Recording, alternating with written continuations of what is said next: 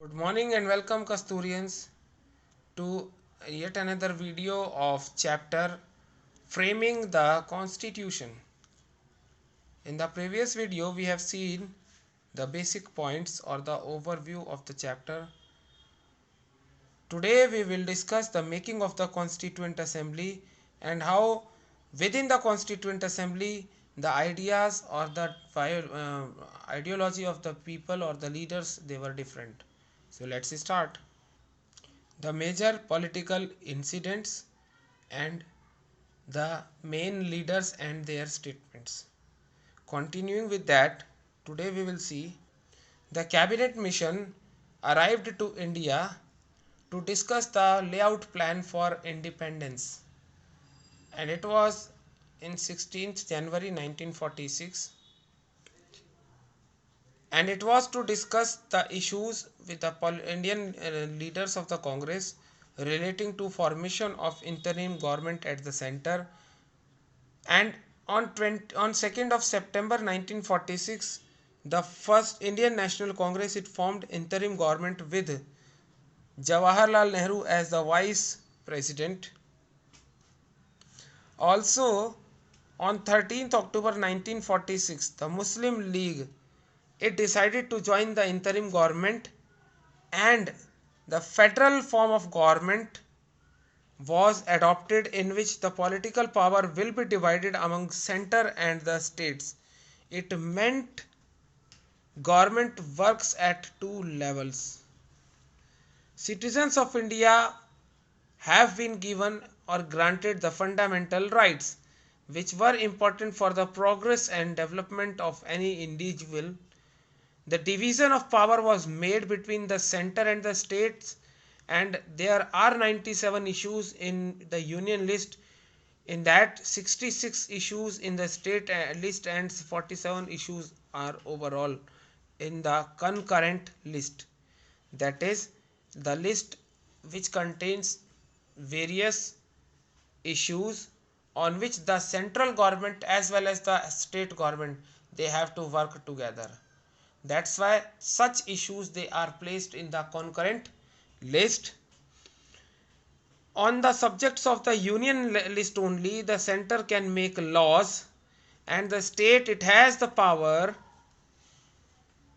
to make laws on subjects which are related or mentioned in the state list. The center and the state both had the power to make laws on the subject related to concurrent list, but whenever these two they clash with each other, the central law will prevail and the state law will not be considered. So at present there are 30 states and 7 union territories in the Union of India or the Indian Union. Now we will see how the Constituent Assembly was made. The Constitution of India is having certain remarkable features, like it is the longest written constitution of the world.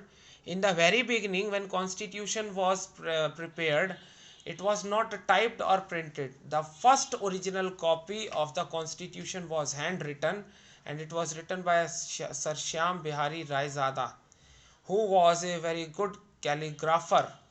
So the first volumes or the very first edition of the Indian Constitution they were handwritten, and it was first published in Hindi and English only. And when it was published in the press, so it was published in Dehradun. Also, the artists from Shanti Niketan they decorated each and every page of the constitution with different and beautiful drawings. Also, the Constitution of India is known as the bag of borrowings because of the certain special features which have been adopted by the Indian Constitution, which are still prevailing in the constitutions of different countries of the world. So because of that, Indian Constitution is also known as the bag of borrowings. Now we will discuss about the Constituent Assembly. See, the Constituent Assembly is actually representative of a group of people who sat together and decided about the India's administrative fortune by framing the most important book of Indian history as well as of modern times, that is the Constitution of India. In the very beginning, there were 300 members in the Constituent Assembly. Now it's an assembly, that is, it is a group of people, and generally in the assembly it is the elected people who sit together. But in the Constituent Assembly, all the members, they were not directly elected through general election. In fact, they were indirectly elected from in between the provincial councils which won their seats in the provincial elections of 1946. So the winning candidates of those provincial elections of 1946, out of those winning candidates, the candidates were chosen to be a member of the Constituent Assembly. That's why the members of the Constituent Assembly, they were not directly elected, and these members, they knew their own language. But the Muslim League, which was strongly in favor of having a separate land for the Muslims in the east as well as in the west, it opposed and it didn't join the Constituent Assembly. It boycotted the assembly, right? So the members, they were there, and all the members, they were prominent leaders, but they all belonging to Congress. That is, the Congress members, there were around 85% Congress leaders or Congress members were there as the members of the Constituent Assembly. So you can say it was the Congress that influenced the politics, that influenced the this document, that is Constitution also. Although the members, they were mostly from the Congress, but the views and the opinion of these members, they were diverse. And in Constituent Assembly, there were intense debates between the members or having different ideas and proposals. So what are these debates for, and who were the main rivals, or who were the main debaters? But this intense debate like discussion was not enough.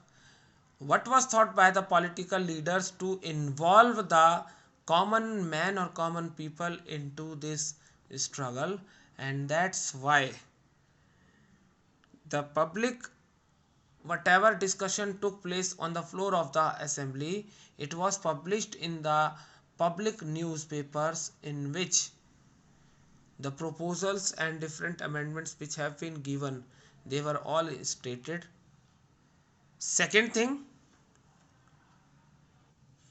these ideas, they were criticized and even counter criticized by the newspapers, and newspapers being within the reach of the common people also started debating, and to create a sense of collectiveness, to create a sense of contribution of the common people towards the constitution framing, the ideas, they were asked for by the public was asked for to send their ideas relating to various issues which they wanted to be included at the time of making the constitution.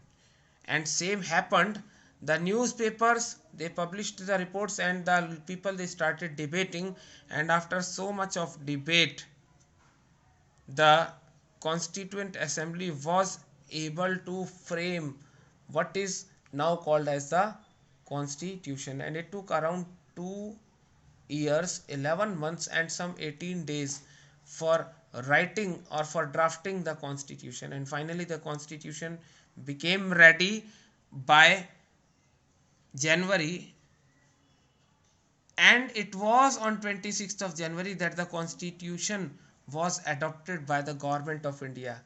Why 26th of January was chosen? Because it was on this day that the Purna Swaraj motto was declared, and it was declared in the Lucknow session of the Indian National Congress, which was held in the year 1929. So that's why the day of 26th of January was decided to be the final day when the Constitution of India will be adopted officially. The Constituent Assembly, although it was a group of congressmen, but I told these congressmen, they were having different ideas. There were Iyengars, so there were Iyers also. There were, on the one hand, in the Congress, it was Pandit Jawaharlal Nehru, Mahatma Gandhi, and at the same time within the Congress it was Dr. B.R. Ambedkar, and both were having different views. They opposed each other. Still, at the time of making the constitution, Dr. B.R. Ambedkar was advised by Gandhiji to participate in the drafting of the constitution. So out of the total 300 representatives, the six members of the Constituent Assembly, they were the important ones. Out of these six, three were the congressmen and the remaining three were lawyers. Among the congressmen, it is Pandit Jawaharlal Nehru, because he presented the opening objectives resolution on the floor of house, and he also proposed the tricolor flag to be adopted for the Indian nation with a blue spokes in the middle and white color and green and saffron color in equal proportions to be put on the national flag. The second member was Sardar Vallabh Bhai Patel. He actually worked behind the screen and he consulted and negotiated the princely states, and these states, they stood with India, and he drafted several reports and worked for reconciling the differences within the Congress leaders. And the third congressman was Dr. Rajendra Prasad, who later on became the first president of Free India. So Dr. Rajendra Prasad, he was the chairman of the Constituent Assembly. His main work was to look or to see if each and every member of the parliament gets a chance to speak. Also, apart from these, Dr. B.R. Ambedkar, who was considered a true representative for the oppressed classes, he attended and he was advised by Gandhiji to do so, and he became the head of the drafting committee or the chairman of the drafting committee, the committee which will finalize the draft of the law. Then, apart from Dr. B.R. Ambedkar, two more lawyers, that is Mr. K. M. Munshi and Alladi Krishnaswamy Iyengar, they were the lawyers who played important role in actual drafting of the constitution apart from its complicated legal language.